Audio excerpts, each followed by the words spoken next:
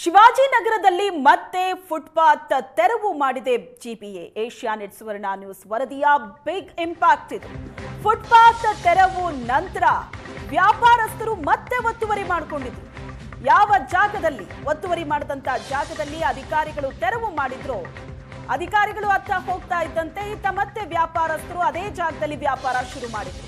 ಈ ಬಗ್ಗೆ reality check ನಡೆಸಿದ್ದ ಏಷ್ಯಾನೆಟ್ ಸುವರ್ಣ ನ್ಯೂಸ್ ಅಲ್ಲಿನ ವಸ್ತುಸ್ಥಿತಿ ಏನಿದೆ ಅನ್ನೋದನ್ನ ವರದಿ ಪ್ರಸಾರ ಮಾಡಿತ್ತು. ಒತ್ತುವರಿ ತೆರವು ಬಳಿಕವೂ ಕೂಡ ವ್ಯಾಪಾರಿಗಳು ಮತ್ತೆ ಅಂಗಡಿ ಹಾಕಿದ್ರು.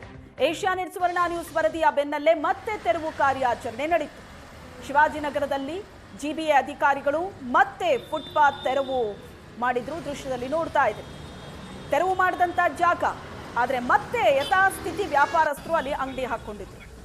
ಈ ಬಗ್ಗೆ ರಿಯಾಲಿಟಿ ಚೆಕ್ ನಡೆಸಿದಾಗ ಅಲ್ಲಿನ ಪರಿಸ್ಥಿತಿ ಏನಿದೆ ಅದು ಬಟಾಬಯಲಾಗಿತ್ತು. ಒತ್ತುವರಿ ತೆರವು ಬಳಿಕವೂ ಮತ್ತೆ ಅಂಗಡಿ ಹಾಕಿದ್ದಂತಹ ವ್ಯಾಪಾರಿಗಳನ್ನ ಆ ಜಾಗದಿಂದ ಜಿಬಿಎ ಖಾಲಿ ಮಾಡಿಸಿದೆ. ಸುವರ್ಣ ನ್ಯೂಸ್ ವರದಿಯ ಬೆನ್ನಲ್ಲೇ ಮತ್ತೆ ತೆರವು ಕಾರ್ಯಾಚರಣೆ ನಡೆಯಿತು ಶಿವಾಜಿನಗರದಲ್ಲಿ.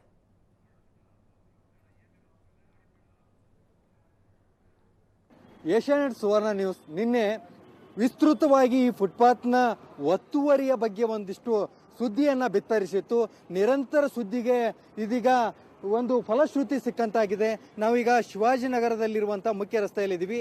ಇಲ್ಲಿ ಎರಡೂ ಬದಿಯ ಒಂದಿಷ್ಟು ಫುಟ್ಪಾತನ್ನು ನೀವು ನೋಡಬಹುದು. ಈ ಫುಟ್ಪಾತ್ನಲ್ಲಿ ನಿನ್ನೆ ಅಷ್ಟೇ ನೂರಾರು ಒಂದು ವ್ಯಾಪಾರಸ್ಥರು ಇಲ್ಲಿ ಅಂಗಡಿಗಳನ್ನು ಹಾಕೊಂಡು ಏನು ಜನ ಓಡಾಡಲಿಕ್ಕೆ ತೊಂದರೆ ಉಂಟಾಗ್ತಾ ಇತ್ತು.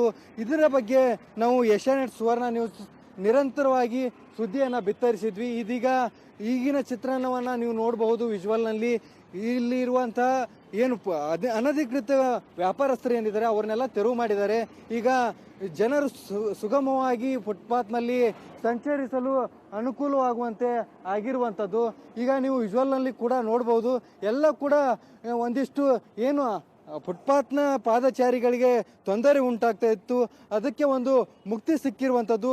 ಇದು ಕೇವಲ ಒಂದೆರಡು ದಿನಗಳಿಗೆ ಸೀಮಿತವಾಗದೆ ಅಧಿಕಾರಿಗಳು ಅವಾಗವಾಗ ಇಲ್ಲಿ ವಿಸಿಟ್ ಕೊಟ್ಟು ಏನು ಮಾರ್ಷಲ್ಸ್ಗಳಿದ್ದಾರೆ ಅವ್ರನ್ನ ಕಳಿಸೋದ್ರಿಂದ ಈ ಒಂದು ಫುಟ್ಪಾತ್ನಲ್ಲಿರುವಂಥ ಏನು ಈಗಿರುವ ಸ್ಥಿತಿ ಏನಿದೆ ಇದು ಹೀಗೆ ಉಳಿದುಕೊಳ್ಳಲು ಸಾಧ್ಯವಾಗುತ್ತೆ. ಕ್ಯಾಮರಾ ಪರ್ಸನ್ ಅಂಜನ್ ಮೂರ್ತಿ ಜೊತೆ ಪ್ರವೀಣ್ ಜಮಖಂಡಿ, ಏಷ್ಯಾನೆಟ್ ಸುವರ್ಣ ನ್ಯೂಸ್, ಬೆಂಗಳೂರು.